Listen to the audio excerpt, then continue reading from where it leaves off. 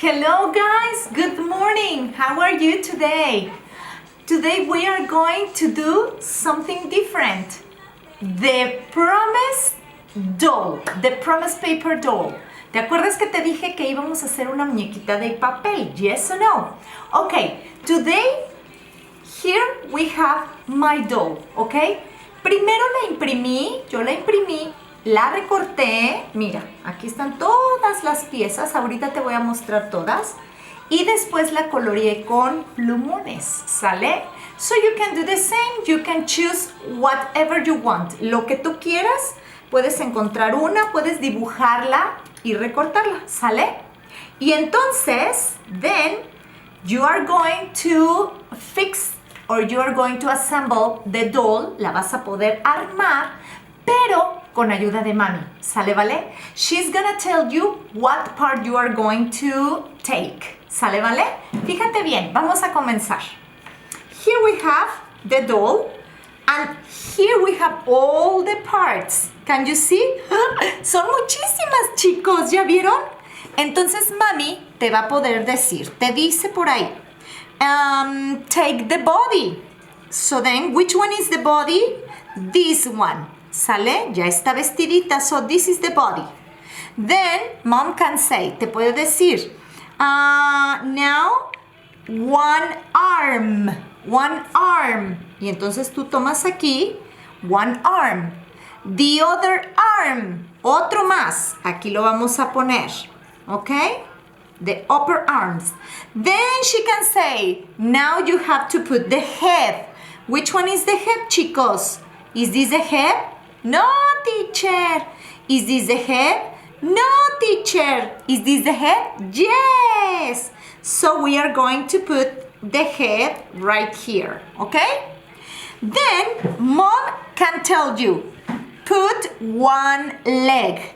La primera parte, pues vamos a ponerla, que es esta, one leg. This one, y ahora sí yo podría poner esta otra parte, ¿sale, vale? Para hacerla completita. Then mom can say, now put the other part of the arm, la otra partecita del arm, y ponemos esta parte aquí. Ajá. Then put the hand, one hand. Now here is one hand. Bueno, ya nos quedó al revés, chicos. Vamos a ponerla de este lado para que nos quede mejor armadita, ¿sale? Now put the other arm. El otro, ¿dónde estará? ¿Será este? Is this the arm? No.